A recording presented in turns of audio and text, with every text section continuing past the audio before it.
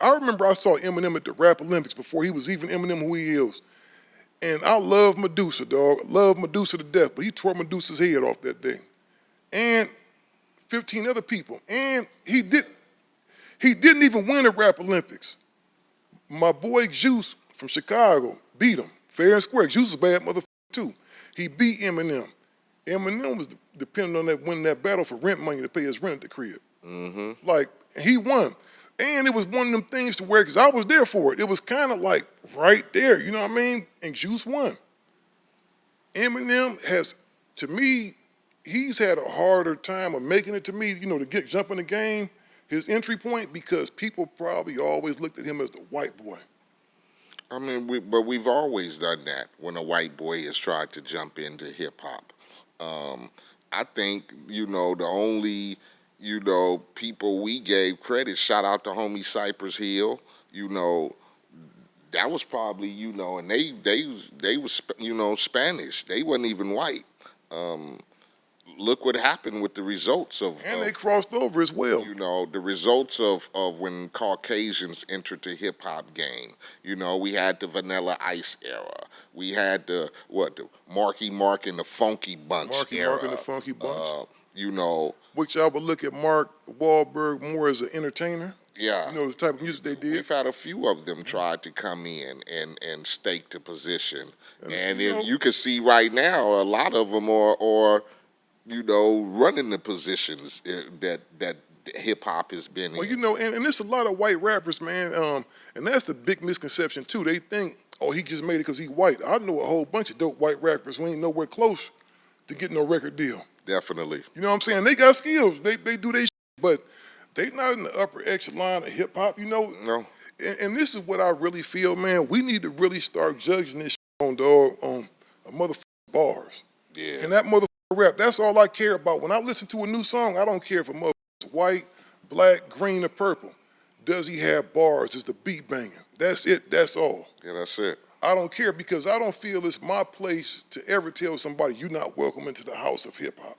Because just like you made the analogy to basketball, football, and all that stuff, hell, football, I think is maybe 96% black now? Yeah. 96% NBA? Look at basketball. Same thing. Yeah. And whites invented that sport. What if they would have said, this is ours, y'all can't come in, y'all got to get out? And they did for a long time. And they did for a long time. I'm going to tell you how that changed, though. My son's alma mater, USC Trojans. They went down. They had I remember that game. They had to go down, and I watched the whole documentary story where they went to go play Alabama. Yeah. They went to go play Alabama. That's one of the things they tell you about when you go on your recruiting trip. They got this one wall at the university, right, that show all the black players that was there. SC was like, come on in the whole time. They coaches like, we playing the sport. Everybody is welcome to play. Exactly. And they went down there to Alabama and beat the dog shit out their ass. You know what Bear Bryant said the next year? We have to start letting some of these Negroes in the university, or we gonna get our ass whooped every year.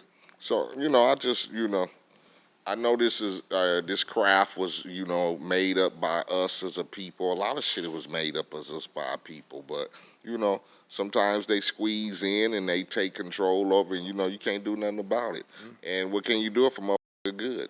Now I'm gonna tell you this. We had some white basketball players playing like niggas. We got, you know, Larry Bird was a GOAT. Yeah, come on.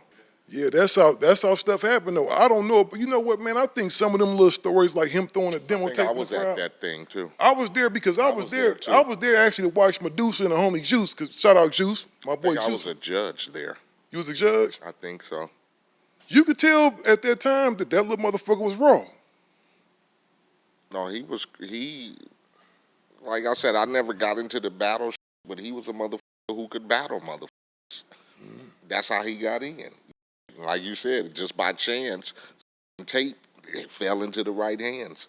I ask my homeboy Juice all the time, right? If you had to do all over again, would you have rather lost that battle and win? He said, what the fuck you think, nigga? You know what I'm saying? Because Juice didn't get nowhere close to the commercial acclaim that he thought he was, but he was a bad motherfucker. Shout out Juice. Gangster Chronicles, we gon' tell you how it goes. If I lie, my nose will grow like Pinocchio. We gon' tell you the truth and nothing but the truth. Gangster Chronicles, this is not your average show.